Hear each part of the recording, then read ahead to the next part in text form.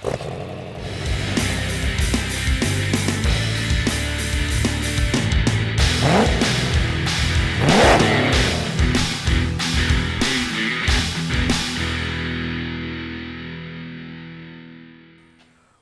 to Project Fast Fish here on Mike's Motorworks, and today it's all about our A-pillars and our front roof brace. Check out what's been done so far. Alrighty, in a previous episode you saw us remove the cowl. There's my tools I'll be using a little bit later on, and I've already had a chance to work the one side to see how this process goes. Now, to understand, this is the first time I've taken on something like this, right? So it's a learning process for me, but again, that's one of the themes here for Project Fast Fish is, hey, I haven't done this before, but if I can do it, you can do it. And I'm gonna show you how I did it, right? So here we go. This is what's gonna be replaced here. This is part of the A-pillar post, all right? It goes up here, or here, it goes up underneath the firewall itself. The firewall actually goes all the way down and around, and then the cowl sits on top of that, right? Here we have some primer, and then the post that's gonna be replaced goes from here on up. Now the post is actually comprised of three different parts. You got your top structure, you got your outer structure, and you have your inner structure, okay? So it's three different parts, and the part that we're gonna replace is right here, because quite frankly, the inner and the outer structures are in decent shape, okay? So we don't have anything to worry about there. Now the post itself goes all the way up, okay, to the roof line, okay, and then starts and mates in essentially and effectively with the roof skin. Now this is the top of the roof skin right here. It goes down and around and covers the whole roof. Now already the roof skin has been removed, okay, and you can kind of see up here what's going on. Now I did order some parts, and I have the parts to replace the left side, the right side, and this center brace right here. But here's where the tricky thing is. I'm gonna try to get the GoPro to focus in here, and I'm not sure if it'll do a good job or not. All right, when they put this in for the factory, a panel goes onto a panel, goes onto a panel. Up here, you have what's left of the roof skin that wasn't cut out, so that'll have to be cut out so I can clearly see where the mating points and the weld points are between the bracket. There's a bracket that goes from here up and around, okay, that kind of holds everything together in this corner, all right? And then, of course, it goes into the center support bracket here for the forward between the two A-pillars and the A-pillar posts, representing kind of that cage structure. So this is actually going to be replaced, the upper and the lower part of this structure. So that'll come a little bit later on. Down here, there's a couple of spot welds, and you can see these a little bit better when I get these ground down, right? I'm actually going to remove all the paint here with my wire wheel and clean all this channel up with the wire wheel so I can see clearly where the spot welds occur, because I'm going to need to drill the spot welds out. Now over here you can kind of see where some of those spot welds lie, alrighty, and you can kind of see, I'm going to get this ground down a little bit more, but there's one here, there's one here, there's one down there, and there's actually some in here as well for this brace here, and I actually missed that on the otother side, so that's an oopsie on my behalf, and you know, again, this is a learning process, right? But once those are out, there's some spot welds additionally here, here, here, here, here, here, here, and up the line here. So this will all come out, alrighty? And then I'll be able to work up there. So we'll get that covered for you in just a few minutes. So the first thing you're gonna see me do here in the time lapse, and everything's gonna be here on time lapse that I'm doing, and I'm gonna interject in occasionally, is one, all right, I'm gonna go through and clean up everything with the wire wheel. That includes the mating points for the top center bow brace. That includes all the areas where there are spot welds for the upper A-pillar post, okay? Along with those areas down here where I was talking about, all right? So that's gonna get all cleaned up with the wire wheel so I can clearly see where those spot welds are. So that's the very, very first thing that's gonna get done, all right? After that, what you'll see me do is I'm gonna start working, I'm gonna punch out the spots with the hammer and the punch, all right? All the spot welds that I can see, and then I'm gonna take the spot weld cutter and start working those holes. Now the mistake I made over there was I didn't get that spot weld cutter deep enough. So that's one of the mistakes you don't want to make. You want to make sure that you get nice, clean spot welds. Now in the front here, okay, I'm going to talk a little bit more about that when I get there, but I'm going to go straight through the welds. Why? I'm going to tell you about that in a few minutes. But up here, I don't want to do that, okay? I don't want to create extra work for myself. So I'm going to get just the front top layers, okay, that I need to get off to make that work a lot easier, okay? And then I'm going to do some cutting from there, and hopefully this first segment should be done with relevant ease. Check it out.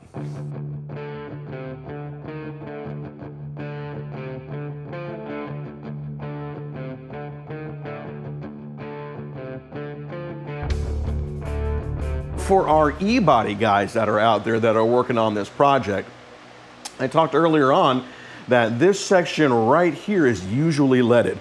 And so what happens is that this pillar right here, okay, kind of goes under and creates a seam. And then the roof skin lies on top of that. And instead of using standard body filler, they used to use lead, okay? Now, the only way to get the lead out, if you will, is to grind it or to melt it, all right? And you can kind of see it, there's already been some lead and some corrosion and so on and so forth up in here, right? But what I'm gonna do is I'm gonna go ahead and get the lead out by going ahead and melting. I'm gonna use a propane torch and a brush, and I'm gonna kind of brush the lead away, all right? Now, as far as PPE and such is concerned, I'm not the expert in regards to that, so there are other videos to watch for that, but I can at least show you the process that I use to unlead the vehicle. Now, there are several different leaded seams on our vehicle, and this is obviously one of them, obviously the one on the other side. There's also a seam on the roof skin on the back of the car, okay? So where the roof skin meets with the quarter panel on the far back side, okay?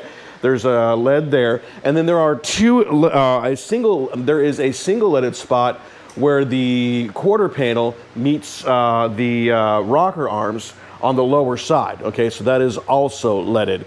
Alrighty, so those are the several different spots. So again, that covers the roof skin attachment points, right, where the roof skins meet, and of course where the quarter panel meets with the lower rocker and the outer rocker just in front of the wheel well itself by about 12 inches. Those are our leaded points. All right, so let me go ahead and get the torch out and get this taken care of.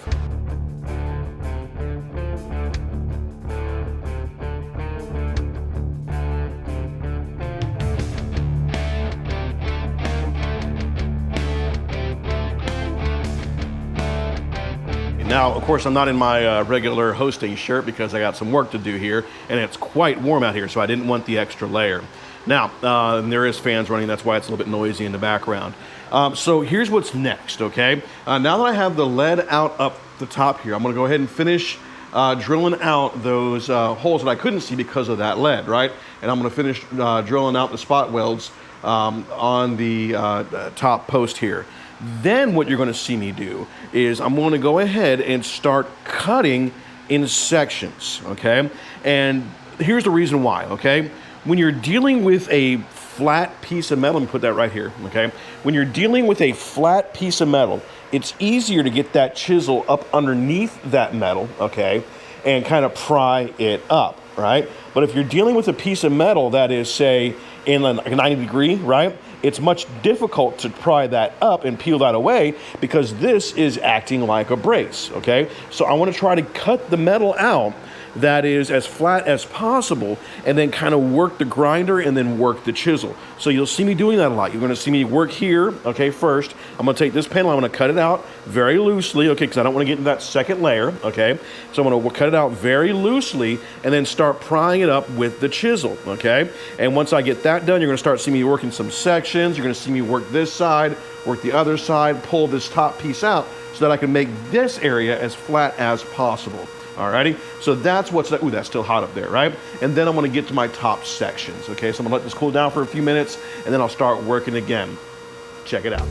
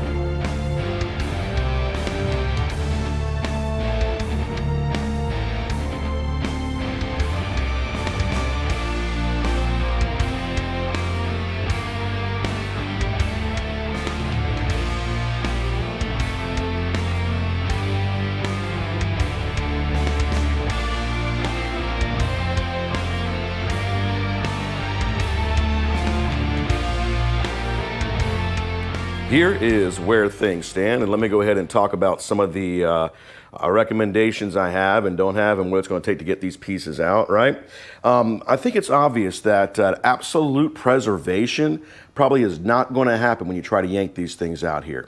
All right, so here's what I did.